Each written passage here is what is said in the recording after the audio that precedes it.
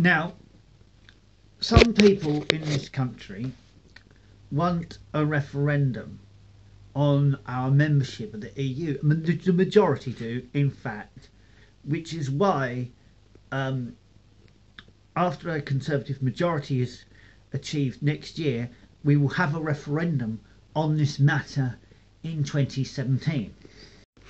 The present Conservative Party position is the same position as Margaret Thatcher would have had at this point in time. She was a pragmatist and wouldn't have thrown out the towel like a certain other party, which I'm about to discuss, wants to do. I mean, they just want to leave and leave it at that.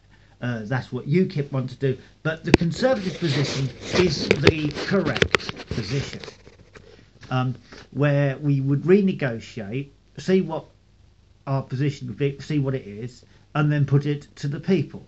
This is the pragmatic approach.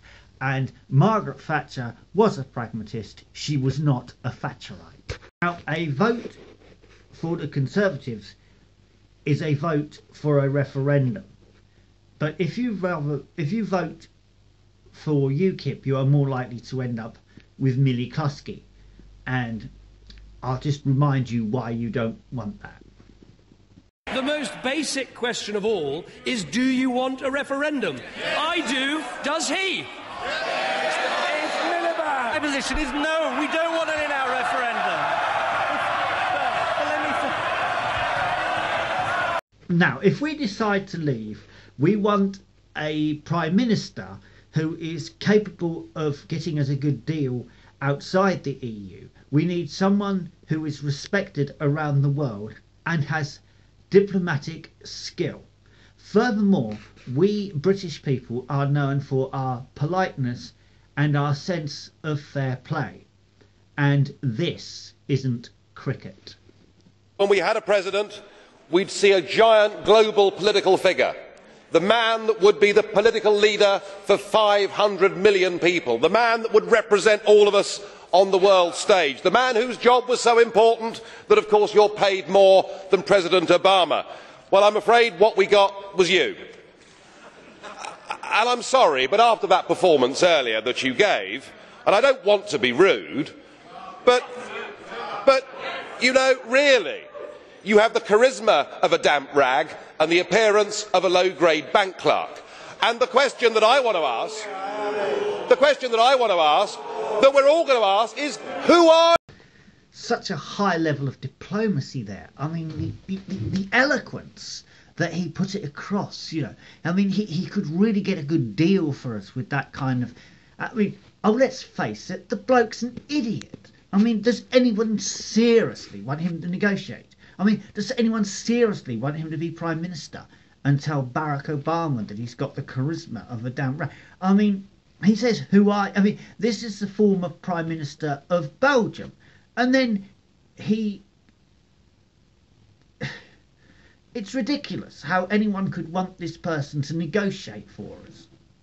I mean, we would be politically isolated because he would just make a pig's ear of everything. You appear to have a loathing for the very concept of the existence of nation states. Perhaps that's because you come from Belgium. He then says Belgium is not much of a country. I mean, he just insults an entire country within the EU. I mean, he's really going to be able to get some good trade agreements with the European Union on us leaving, isn't he? I mean, like, he insults countries within the European Union. I mean, anyone wants him to do anything, it's a joke. I mean, people need, when they get to the polling station, they need to use their brains. You know, it's not fun. It would not be funny if this clown ends up anywhere near the wheels of power. It's just absolutely ridiculous. Also, there's another thing that isn't cricket, right? And I'll let Guy van Hofstadt discuss this. Thank you very much for the publicity. Mr. President. But Mr. Farage has the whole morning talked about salaries and biggest waste of money. Well, you know, colleagues, what I think is the biggest waste of money in the European Union of today? There's a salary we are paying to Mr. Farage. That is the biggest waste of money. Oh no, Mr. Farage, let's be honest about it. You are a member of the Fishery Committee, for example, and you're never there. Never. In 2011, no attendance. In 2012, no attendance. It's fantastic what you're doing. You're coming here saying it's a scandal, the salaries that are being paid, and you pay yourself a salary without doing any labor in your own committee. That's the reality of the European Union today.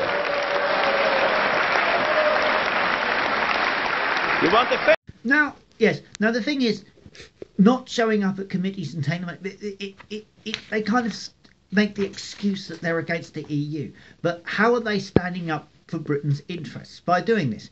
Well, I think I will let you know how they have been standing up for Britain's interests by doing this.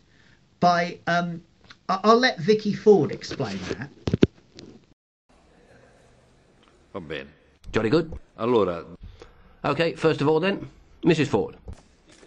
Mr. Bloom, you say you're very concerned about the FTT, so am I. Could you explain why you failed to turn up in your committee when this was first voted on for votes? The vote went 22 to 22 and you were not in the room. You could have stopped it. Are you willing to take a question from Ms. Ford? Prego, onorevole Ford. Could you explain why your colleague Godfrey Bloom was not in committee, nor were you as his substitute member, when this was first voted on in committee 2 years ago? The vote went 22 to 22. You, UKIP, could have stopped it. You were also not in critical votes last week, where votes were again lost by just one member.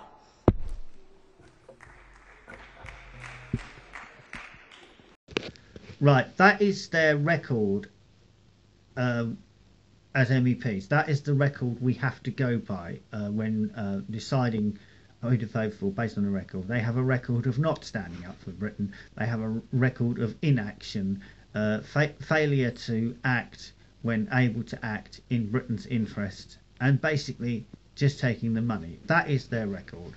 Compare that with the record of the Conservative Party. We've actually had a budget cut, and we have negotiated things with the EU, and we are able to, and we are wanting to cut freedom of movement too, and we are negotiating. We are standing up for Britain.